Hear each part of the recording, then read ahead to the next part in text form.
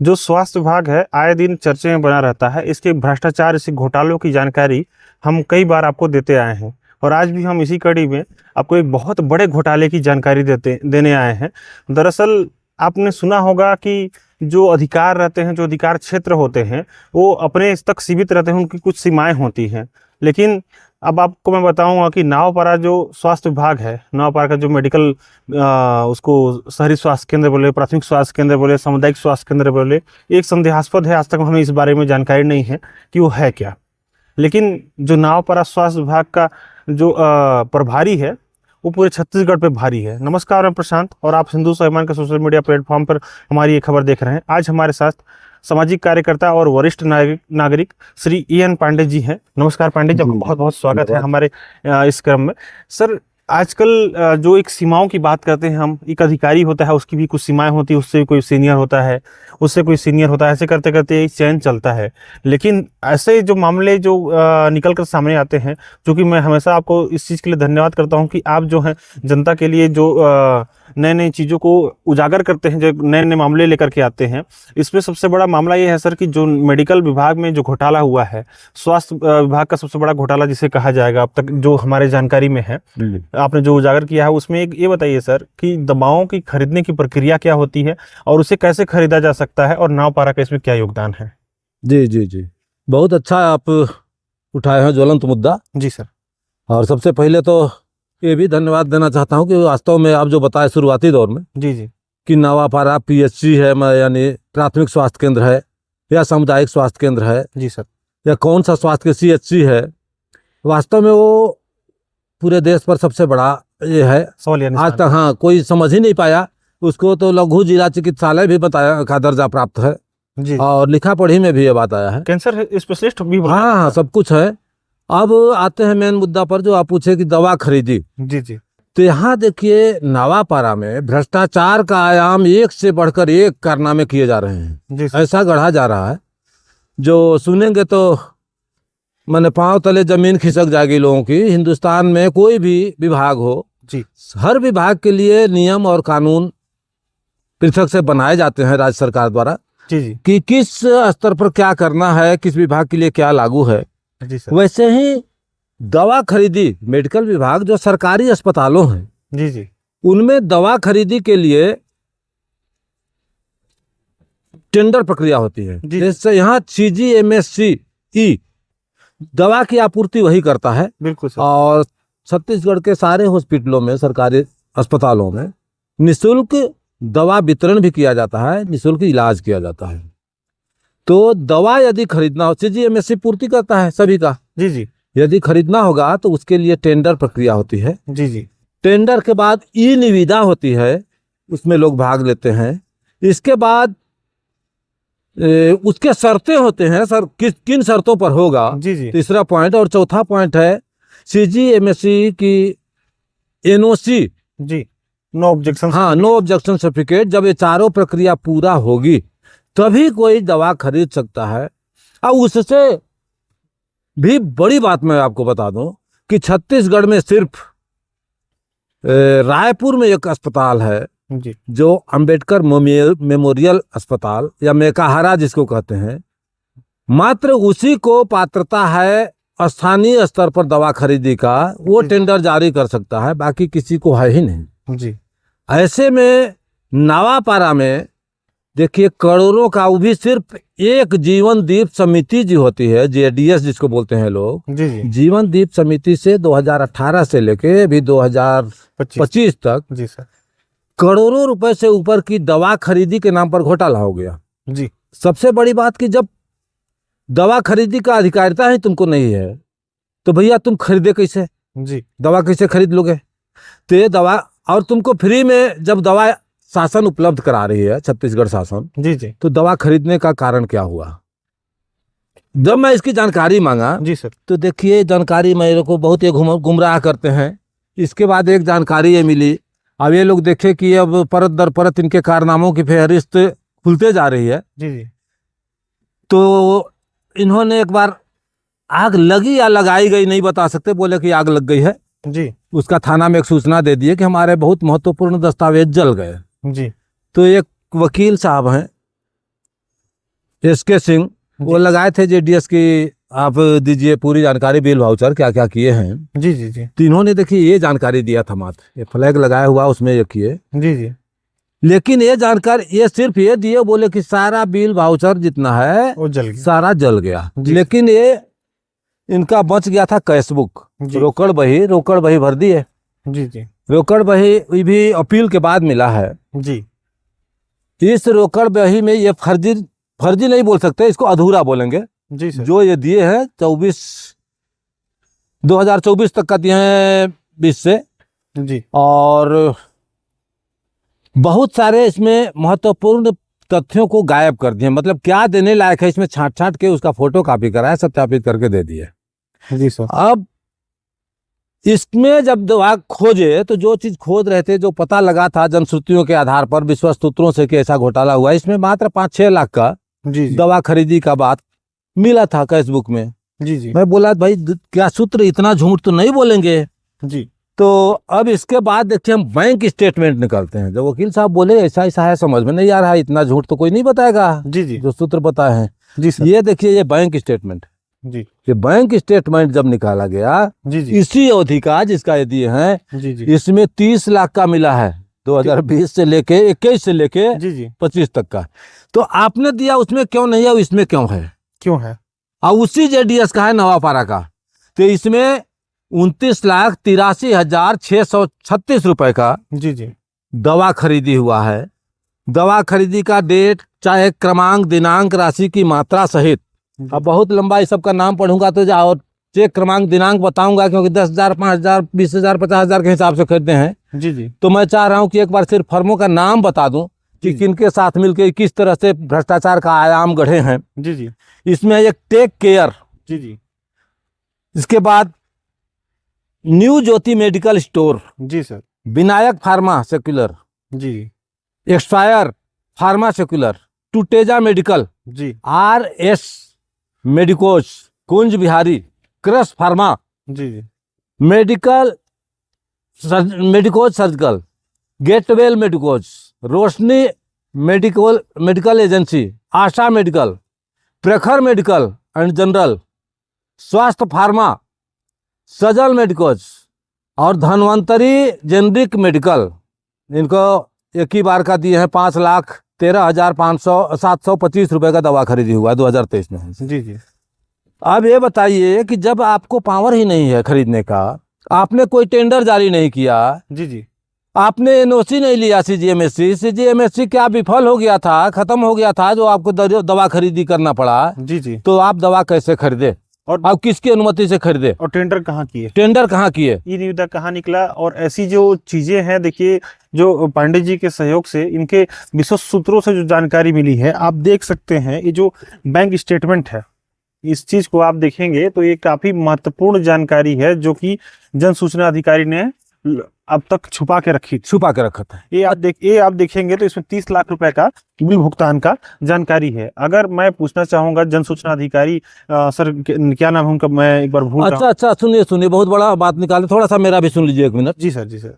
नावापारा जो है, जी तो मैं देखिए पहले भी आपको बता चुका हूं, हम लोगों की मुलाकात जो साक्षात्कार हुई है जी उसमें, जी जी जी कि छत्तीसगढ़ में विशेषकर अपने सरगुजा संभाग में जी जी जो प्रभारी अधिकारी होते हैं वो सब पर भारी होते हैं। जी जी और प्रभारी का जो मेरिट होता है, जी माने भ्रष्टाचार में निपुण होना चाहिए, मेरिट होना चाहिए। जी जो जितना बड़ा भ्रष्टाचारी रहेगा वही प्रभारी बनेगा। जी जी तो ये भी बात आपको बता दूं कि नावापारा में कोई वैसा डॉक्टर नहीं है जो मतलब वहां का चिकित्सा प्रभारी हो। जी प्रभारी के मत्थे चल रहा है वहां पर प्रभारी के मत्थे अभी तक सब प्रभारी लोग आते हैं। जी जी और अभी अभी नया कोई आया है वहाँ, राम सुंदर खलखो एक डॉक्टर हैं, जी जी बिल्कुल नया लड़का है, नया उम्र के, और उनको इस मामले में कोई जानकारी नहीं, जबकि ये महत्वपूर्ण जो सूचना अधिकार अधिनियम के तहत दस्तावेजों की लेन देन करना होता है, जी, इसके लिए जानकार आदमी चाहिए। जी तो इनको सिर्फ नाम के लिए बना गया है, मतलब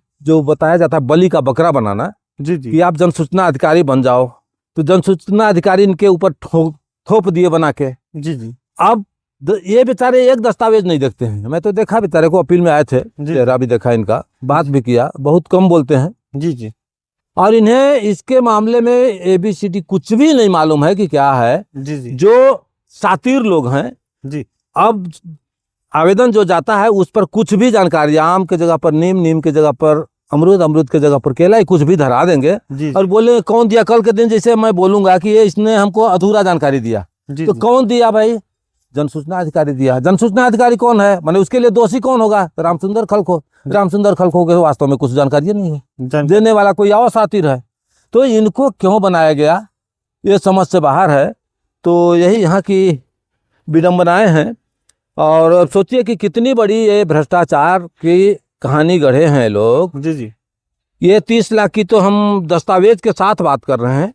यदि इनकी 2018 से लेके जो कोरोना काल था, जी कोरोना काल में तो स्वास्थ्य विभाग का स्वास्थ्य बहुत अच्छा सुधार आ गया था जी जी कि बाकी लोग अगर बीमार भी हैं तो आपके घर में क्या क्वारंटाइन और ये सब करके घर के अंदर बंद हो जाइए। क्वारंटाइन। हाँ हाँ, और दीवार में चस्पा कर देते कि इधर से गुजरना मत, कोरोना पकड़ लेगा। जी, छुआछूत की बीमारी। हाँ, पूरे हॉस्पिटलों में ताला बंद हो गए थे। जी तो जो जहाँ है वहीं रहेगा, घर ही अस्पताल है। जी जी लेकिन उस समय भी करोड़ों का घोटाला हुआ है, बहुत बड़ा। स्वास्थ्य सुधार, आर्थिक स्वास्थ्य सुधार स्वास्थ्य विभाग का उसी में हुआ। उसी अब उस समय का मेरे को कोई जानकारी ये लोग अब तक नहीं दे रहे हैं। और दे भी कहाँ से पाएंगे, क्योंकि जो आर्थिक स्वास्थ्य सुधार उस समय हुआ था, जी हाँ, हम ये आरोप ही लगा रहे हैं, क्योंकि जब आप जानकारी दे ही नहीं पा रहे हैं तो हाँ, नहीं दिए हैं। आरोप है। और जो अभी जो नए जेडी साहब हैं, मैं उनके बारे में 2 शब्द कहना चाहूंगा। काफी तेज तर्रार है, उनसे मुलाकात हुई थी तो उन्होंने बताया कि वो सीएम हो या फिर स्वास्थ्य मंत्री हो, किसी अगर बात सच की हो तो किसी के सामने नहीं झुकते हैं। हाँ, बात। लेकिन जेडी साहब के बारे में मैं बोलना चाहूंगा, या तो आप बहुत ही दूसरों को डिपेंडेंट व्यक्ति हैं, या तो आपको जानकारी किसी और से लेनी पड़ती है, या तो आपको इतनी इस बात की समझ ही नहीं है कि आप नासमझ व्यक्ति हैं कि आपको ये तक जानकारी नहीं है कि जीवन दीप समिति से 30 लाख रुपए का आहरण किया गया है और वो किस एवज पर किया गया है, ये जानकारी आज तक नहीं की है। अगर ये आरोप है कि आप ये कहते हैं कि इसके लिए टेंडर किया गया था, दुनिया की हर प्रक्रियाओं का पालन किया गया था, तो वो कागज क्यों आप लोगों ने आज तक हमें नहीं दिया है, छुपाया क्यों है? और अगर नहीं दिया है और आपके पास नहीं है तो सीधा सीधा भ्रष्टाचार है। और इसमें जेडी साहब को मैं बोलना चाहूंगा कि अपनी कुर्सी में बैठ करके बड़ी बड़ी बातें बोलना और दूसरों को अपने बहादुरी के किस्से सुनाना कि मैंने शेर के मुंह में हाथ डालकर उसका दांत तोड़ लिया था, ये कहना बहुत आसान है जेडी साहब। ये तो मैं भी आपको बोल सकता हूं कि मैंने डायनासोर के मुंह से उसके जबड़े को तोड़ दिया था, दांत तोड़ निकाल लिया था। जो मेरे आप गले में माला देखेंगे वो डायनासोर के दांतों का है। लेकिन ऐसा कहना तभी तक समझ में आता है जब आप किसी बच्चे को ये जानकारी, मीठी मीठी कहानी सुनाए, लोरी सुनाए। आप जब अपने विभाग पर ही आप नकल नहीं कस पा रहे हैं तो किस बात की आपको सैलरी मिलती है? ये बहुत बड़ा सवालिया निशान है कि क्या आप उस सैलरी को, जो आपको तनख्वाह वेतन मिल रहा है, क्या आप उसको आप जस्टिफाई कर पा रहे हैं? क्या उस योग्य हैं कि आपको उतना वेतन मिलना चाहिए, या फिर उस चीज़ के लिए आप जिम्मेदार व्यक्ति हैं?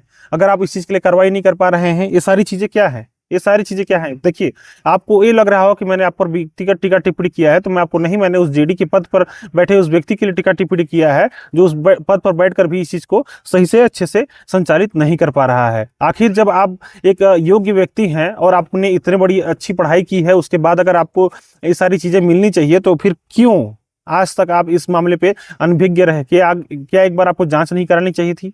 जांच कराने के बाद क्या आपको इसका दोषारोपण, किसी पर जो दोषी है उस पर दोषारोपण करते हुए उसे आपको तत्काल कार्रवाई नहीं करना चाहिए था? आज तक आप लोग अपने विभाग में आरोप लगाने वाले पर आज तक कार्रवाई नहीं कर पाए कि लेन देन करता है, डॉक्टर पैसा मांगते हैं, इस चीज़ पर तो आप आज तक कार्रवाई नहीं कर पाए, तो इस मामले पर क्या ही कर पाएंगे? क्योंकि उस टाइम तो 50,000 का आरोप था। आज हमारे द्वारा जो कागजों के आधार पर, हम दस्तावेजों के आधार पर जो आरोप लगा रहे हैं वो 30 लाख रुपए का है, और ये 30 लाख रुपए की जानकारी हमें मिली है। अब आपके पास कितनी की है ये तो आप ही जानेंगे, क्योंकि भाई हो सकता है कि आपकी जेब में कुछ पहुंचा होगा तो उसके बारे में हम कुछ नहीं बोल सकते कि पहुंचा है कि नहीं पहुंचा है, या फिर आपको लड्डू खिला दिया गया है। ये सोचने और समझने वाला विषय है, या फिर आप ही जाने, भगवान जाने, ऊपर वाला जाने, ये सारी चीजें हैं।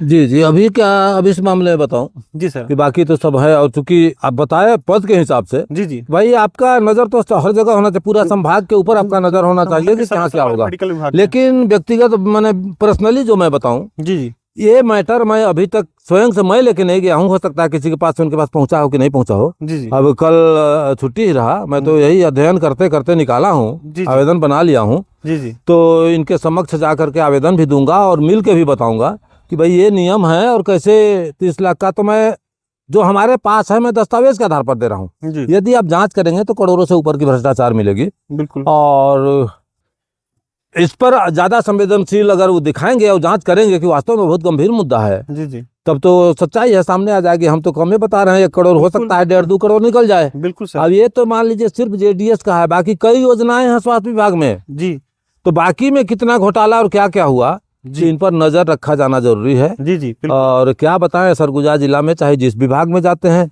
समझ में नहीं आ रहा है प्रभारी और भ्रष्टाचारी का क्या ताल्लुकात है आपस में। जी इन लोगों का ऐसा अन्योन्याश्रय संबंध है कि भ्रष्टाचारी और प्रभारी जी जी ये एक ही सिक्का के 2 पहलू हैं। जी सर। ऐसा में एक तरफ देखेंगे तो इंडिया दिखता है, दूसरी तरफ पैसा लिखा हुआ था। जी जी तो यही है एक सिक्का के 2 पहलू। और मेरे तो समझ से बाहर हो गया कि प्रभारी। अब बताइए नवापारा में, अब नवापारा का और मैं क्या बताऊँ, ये सब तो बाकी तो हम लोग खैर दिखा ही चुके हैं। जी जी अभी अभी मैं तो ये देखता हूँ, मैं बाकी लोगों पर क्या है, अब सब पर दोषारोपण करते चलूं। लकड़ी कटा था दिन दहाड़े, जी सर। और वो डकैती लकड़ी का सिर्फ मतलब डकैती भी हुआ था, वन को उजाड़े और उसको दिन दहाड़े उठाकर बेच दिए। जी सर। जिला मुख्यालय था, वन विभाग पूरा का पूरा बेनकाब हो गया, वन विभाग का चेहरा उसमें। जी सर। और ये भी प्रूफ होगा कि नहीं रेंजर को जानकारी नहीं था, इसलिए बताया, फर्जी कागज भी तैयार किए लोग। जी जी और वो मामला चला गया कहाँ, एसडीएम के पास हम भेजे कि नहीं ये राजस्व विभाग है तो एसडीएम के पास जाएगा। जी अब एसडीएम के पास वो हमारा कागज ही कौमा में चला गया, वो कानून कौमा में है कि ये मामला कौमा में है, समझ में नहीं आ रहा कि ये यहाँ का शासन प्रशासन क्या किस चीज कौमा में है, ये समझ से बाहर है। जी जी तो एक से एक बढ़कर उन्हाँ के तो कारनामे हैं। चलिए देखिए, अभी तो पहले मैं उनको दे लूँ, और इसमें कितने संज्ञान, कितनी कैसे गंभीरता से वो लेते हैं, जी किस जी स्तर पर और कितने दिन में इसको निपटाते हैं, जबकि स्पष्ट रूप से दिख रहा है कि नियम विरुद्ध मनमाने तरीके से पैसा का सिर्फ बंदर बांट किया गया है। ये जी दवा खरीदी नहीं किया गया है कि इनको अधिकारिता थी ही नहीं। जी सर। और हो सकता है अगर इनके पास दस्तावेज हैं तो दिखा दें। आखिर जब सोचने वाला विषय यह है कि छत्तीसगढ़ मेडिकल सर्विस कॉरपोरेशन के नियमानुसार या छत्तीसगढ़ मेडिकल विभाग के नियमानुसार कहा जाए कि दवाओं को खरीदने की एक बहुत अच्छी और महत्वपूर्ण प्रक्रिया है। उस प्रक्रिया के तहत ही दवाओं को खरीदी और बिक्री किया जा सकता है। बावजूद इसके उन प्रक्रियाओं का पालन न करते हुए दवाएं खरीदी कैसे गई, और वो 30-30 लाख रुपए के बिल जो हमारे पास जिसके प्रमाण है, और भी तो अगर जांच किए जाएंगे तो खुलासों में बहुत सारी चीजें सामने आएगी। वो 30 लाख रुपए आए कहाँ से और वो पैसा किस चीज के लिए उपयोग होने थे। अगर वो दवाओं की खरीदी बिक्री के लिए थे, खरीदने के लिए थे, दवाओं को खरीदने के लिए थे, तो आखिर में उसके लिए टेंडर कहाँ की गई, कैसे की गई, कौन सी कंपनियां थी, क्या थी, इस सब की जानकारी वो क्यों नहीं दे रहे हैं। आखिर इसमें छुपाने योग्य चीज क्या है। आप अगर चोर नहीं है तो छुपा क्यों रहे। मैं हमेशा इस चीज को कहता हूं कि अगर सांच को आंच कैसा, अगर आप चोर नहीं हैं, आपको डर नहीं इस बात है कि आपका भेद खुल सकता है, तो आपको डर किस बात का है। हालांकि अब जैसे श्री पांडे जी ने बताया कि वो जेडी साहब से इसकी शिकायत करेंगे, तो जेडी साहब जो हमारे जेडी साहब हैं, काफी तेज तर्रार जेडी साहब हैं, और इस चीज पे वो त्वरित कार्रवाई करेंगे, हमें पूर्ण विश्वास है। और देखते हैं इस पे आखिर आगे होता क्या है और किस प्रकार से वो कार्रवाई होती है, या फिर मामला दबा दिया जाता है। विभाग की शिक्षा लेदर तो होते रहती है, विभाग की छवि को बरकरार रखने के लिए मामले को दबा दिया जाता है, या फिर निष्पक्षता से जांच कर इस मामले में कार्रवाई की जाती है। ये देखने का विषय होगा। धन्यवाद। धन्यवाद।